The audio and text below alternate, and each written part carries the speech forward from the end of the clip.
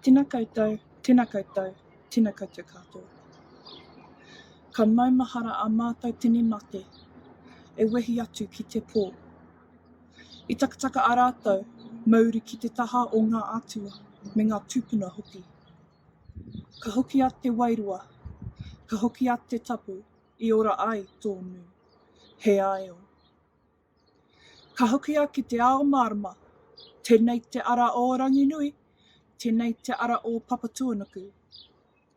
Kia raro te tapu ai o tānei ki raro. Kia ora te whānau I tō ara ake nei. Kei mahi tōnu, te ara o ngā atua Māori. Ka aroha, ka manaaki, ka rongo.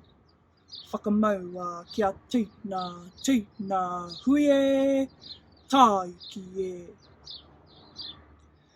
Firstly, we acknowledge and remember our many that have passed over into the night, that they have joined our gods, goddesses, and our ancestors. Their spirit and sacredness continues on in peace. And now we return to the living, the pathways of our sky and of the earth. Hold fast to the sacred steps of Tānei Mahuta. Continue your works, the pathways of our gods and goddesses.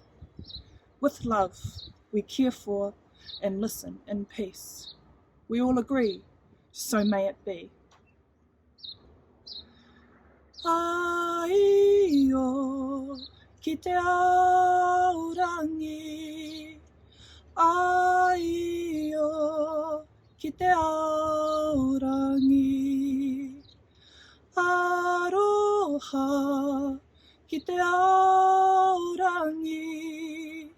Aroha, ki te aorangi. Hari, hari, hari, ki te aorangi. Hari, hari, hari, ki te aorangi.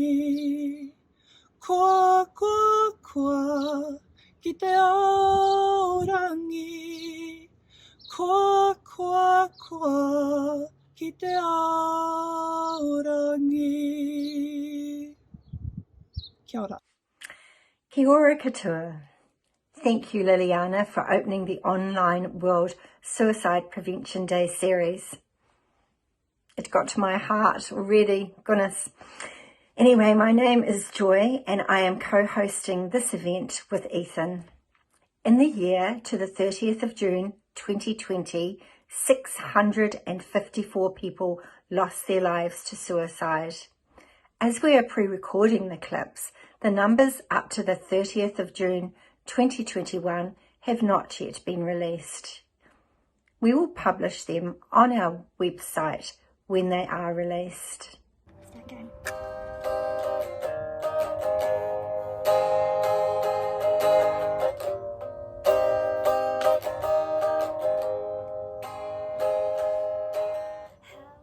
As you may all know, our World Suicide Prevention Day at First Church has been cancelled this year due to COVID.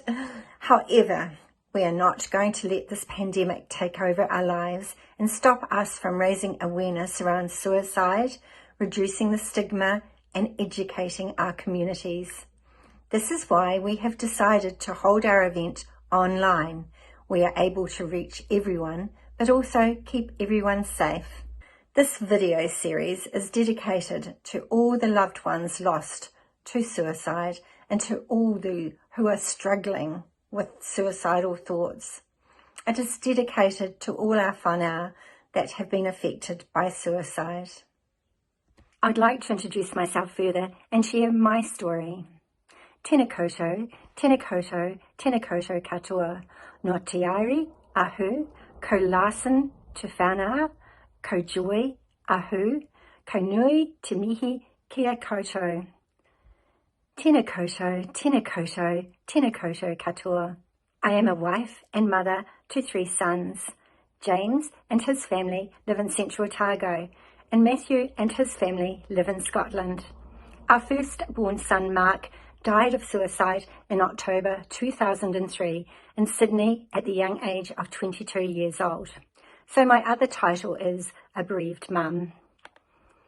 The other day, I opened my diary and read my journey that began on that fateful day.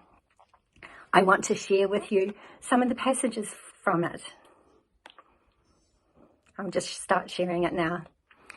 When Mark died, my family entered a new era and were transported into a dark, strange place where there was no light for many months. We lived in the same house and had the same people around us, but so dreadful was the change in our lives that we barely recognised ourselves in this darkness. Our wonderful friends and family were there, waiting to hold us when we fell, listen to us when we needed to talk, and listen when we poured out the same thoughts over and over and over again, dissecting and investigating every aspect of Mark's death. They would never tire of listening. That is true friendship. 1 year on, and no answers. Little events can trigger gut-wrenching spasms of depression, confusion, tiredness.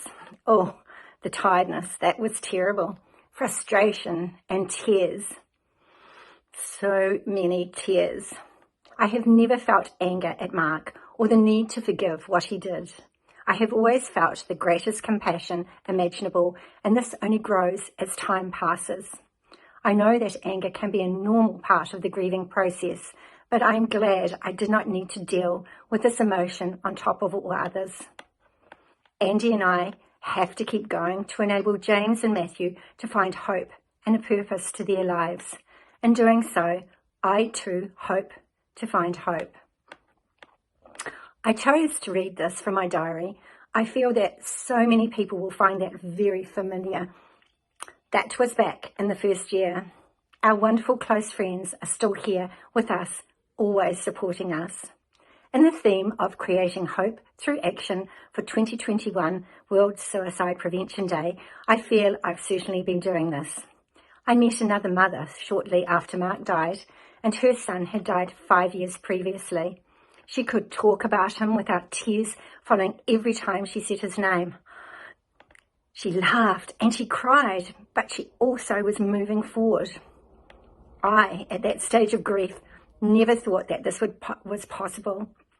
She gave me hope. Over those first few months, I searched for answers. Of course, I found none.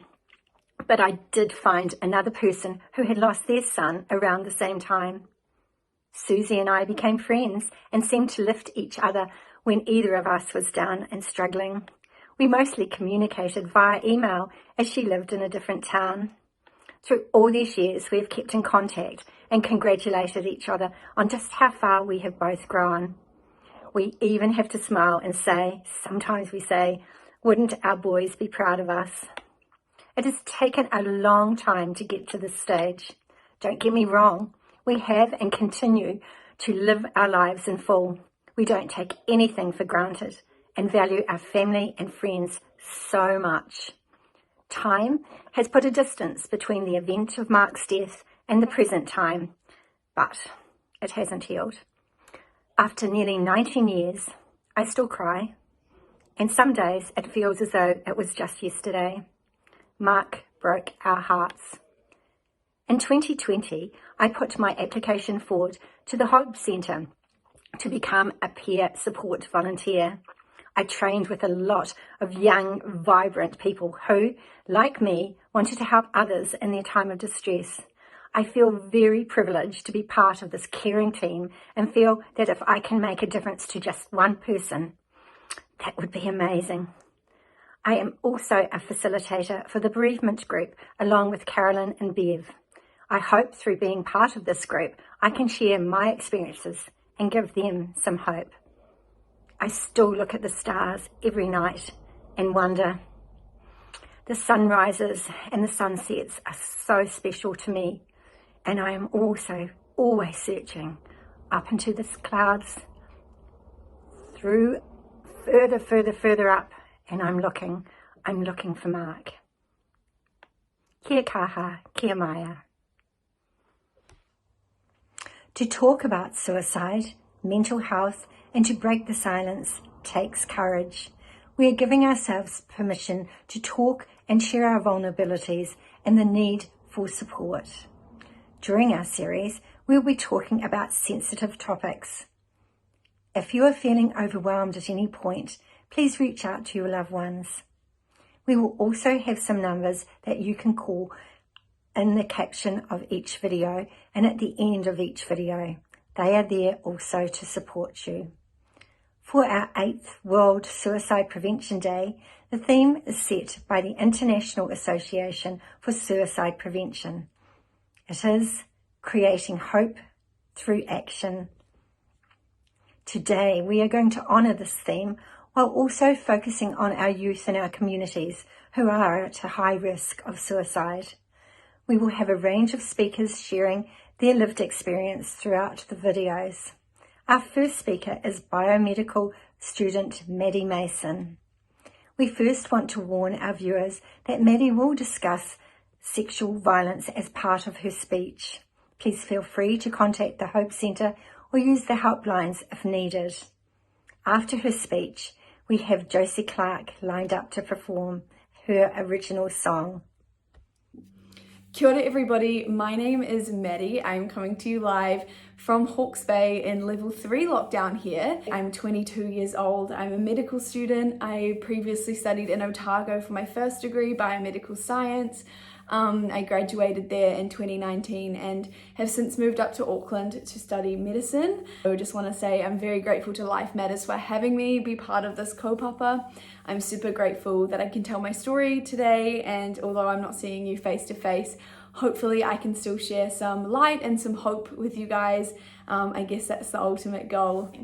So I want to begin when I was 15 and explain to you that I guess I've come full circle. I was very much the Maddie who you're seeing right now. I was animated, I was energized, full of life and love, the class clown, always guffawing about.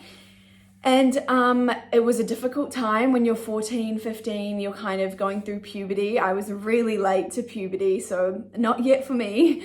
I was kind of starting to get a bit insecure, seeing other girls on Instagram.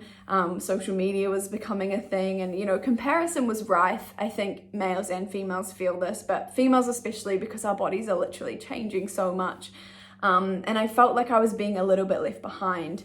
When I was recently turned 15, so I was still a little baby Maddie in the scheme of things, a guy really showed interest in me, and it was the first kind of time that had happened because I was a scrawny, goofy, child, I suppose. And unfortunately, how it happened, and I guess my encounter with that man, I was sexually assaulted by him, and I always say that this was the point in my life where the lights went out and I lost a huge part of myself, and up until now I wasn't actually sure I would ever get her back again.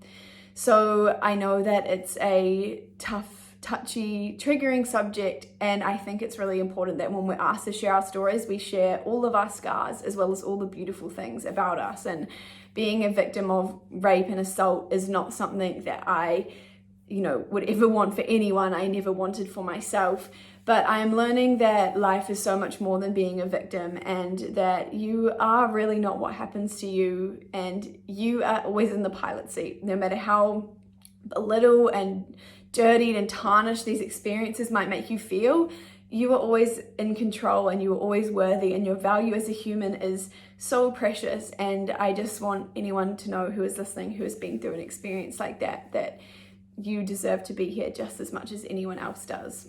So leading on from that experience as a 15-year-old, I initially toyed with it, thinking that that was an act of love. It was my first kiss that day, and then it led to some horrific and violating things that I just wasn't ready for and I didn't consent to. And I think once I realized that it wasn't an act of love and it wasn't a kind thing to happen to anyone, I started to blame myself, and I held it against myself all the time that maybe it wasn't that bad, or maybe if I just said no or cried a little louder, it wouldn't have happened. And I had this internal conflict, but I also buried it. I never told anyone.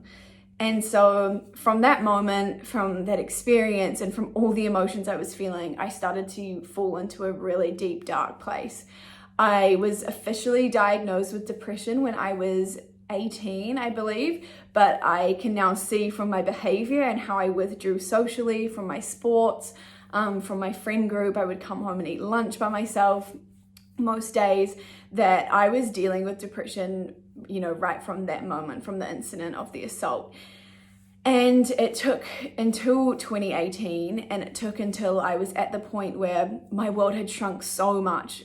Happy Maddie was not there. People would remark about it. They would say, "You were so much more fun in year 10," or "Be like you used to be." And they would say these remarks about the old Maddie and this clown and this goofy girl that had disappeared. But I know that they didn't mean to cause offense, and they were probably just making an observation, but it really hurt me. And I know when you're depressed, when you're anxious and you're shrinking, when someone makes a comment about you being boring or, not the same as you used to be, it really affects you because you want to be that person. And I was fighting every day to even just, wake up and get out of bed. And they were just saying that I was no fun and, I had changed, and I had, and no one knew why. So it took going to university, losing my support network of my parents who, although didn't know what had happened to me, loved me unconditionally, to really spiral further. I was suicidal and I was having awful thoughts. I described my world as being so small I could just reach out and touch it. It was just pointless. Every good thing about life I would find a problem with it. I would just feel inadequate. I would not enjoy what I was studying. I was so alone. People were drinking and having these amazing fun social times in the halls, and I would just shut myself away. And my heart hurts for that Maddie, because I don't think she knew what was wrong with her. She didn't know the complexities of, her experience, and that other people have also experienced it and got through. I think I just began to feel that there was no way out. I would, my eating became abused, my exercise, I was abusing that too. And it was just the most awful negative cycle. And I was having active thoughts of suicide. I knew where and how I would attempt suicide, and it was all planned. And I remember I had a talk with my friend this day that I was supposed to have, I was supposed to go through with my plan. And she made a plan with me the next day to study for an exam. And it was weird because it really bothered me. She was like, she doesn't realize that I've got something that I need to do. But because I had that moment, I suddenly had this day that I had to see her the next day before I could go through with it. And I remember sitting there and I said, well, maybe someone could help me, because I haven't actually talked to anyone about this, and I've got this day now, so let's see what I can do. I walked into student health in Dunedin and I basically begged for my life. I said, I really need to talk to someone about my mental health and I'm not okay. And I guess for some people it's embarrassing and scary that I was suddenly crying and emotional over a counter with a waiting room full of people. But for me, that was my last fight. That was the last push that I had. I said, if I don't go now, by the time I see my friend tomorrow, she'll leave me and it will be too late.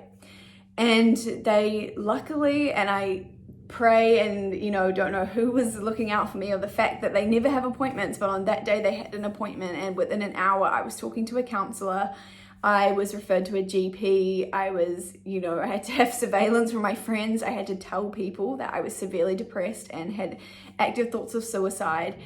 I began to see that my world was, what I thought was just as big as me was actually so much bigger. There were people all around me that cared. There were people who didn't want me to go. And I think it was this really strange, surreal moment that people cared and people heard my story and I was validated, and what I was feeling was not okay, and it was not something that I should be, suffering with alone. But the theme of this kaupapa this year is creating hope through action, and you can sit and internalize and wish your life to get better, but you have to really go out there and find ways to do so. And I know, believe me, I know when you're low, when you're empty, it's not that easy. And I just want you to know that if you feel like that, or you have moments of feeling like that, you never have to be at a certain point to seek help. You are always, if you don't feel okay, you are always worthy of being listened to and being heard. And I will never, ever, ever stop fighting for people to feel valid in how they're feeling, to feel safe in reaching out, and to feel able to. I think often things aren't as accessible as they should be in New Zealand, and I will keep fighting for that for all of you who are struggling. And life is the most beautiful adventure, and it's way, way, way, way, way more beautiful when we're all in it together. So stick around, hold on tight, you've got this, I believe in you, and yeah, I'm with you every step of the way. Ngā mihi nui, thank you guys so much for having me. Thank you for listening. Hi everyone, my name is Josie and I'm a peer supporter here at Life Matters, bringing you a performance from my bedroom in my flat in lockdown. So to me, creating hope through action means discovering awareness of what makes you feel good mentally and building a toolbox of strategies that you can implement into your daily life as acts of self-care. I like to think of this as a way of nurturing your emotions rather than pushing them away, as they come and go naturally. In turn, creating hope through action also symbolises the art of connection with others, inviting open and honest conversation about mental health. So today I'm going to perform a song to you that I've written myself that is very close to the heart. It's about the frustration that can come with navigating constant patterns of negative thoughts, but acknowledging that no matter what, you can keep working through it and overcome whatever obstacles come your way. And at the end of the day, hope is always there. This is a song called Breathing Out, and I hope it sparks a glimmer of hope in you. Enjoy.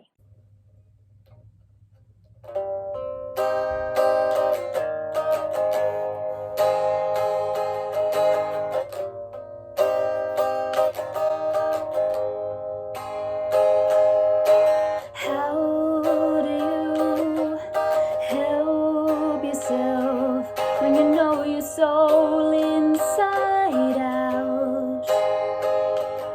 I know every strategy, I have a psych degree. I can tame my mind, just not my body. How do you help yourself when your journey is etched with doubt? I can't overanalyze each step I pave. I'll just tell myself it'll be okay, and I just keep breathing out. Let my demons drown. I just keep breathing out and spell my fears out loud until I step between them and let them go.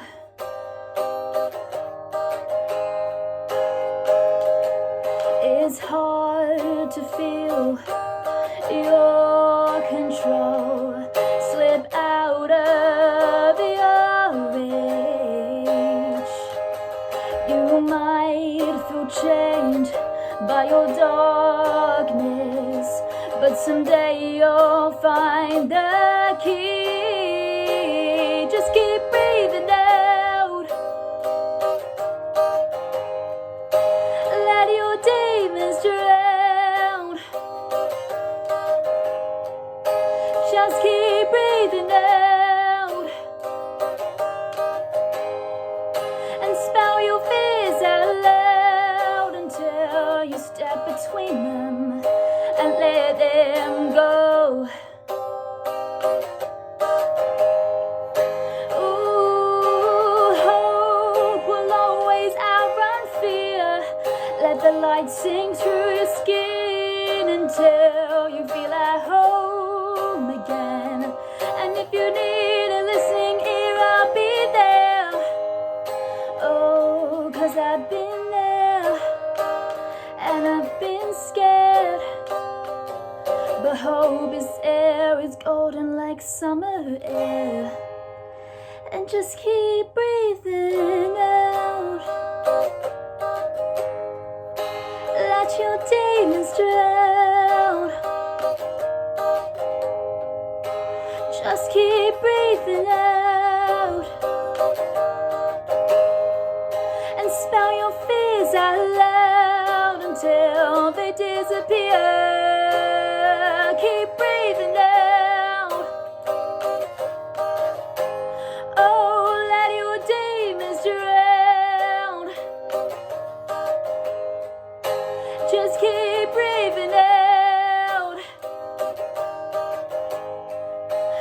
out your fears out loud until you step between them and let them go.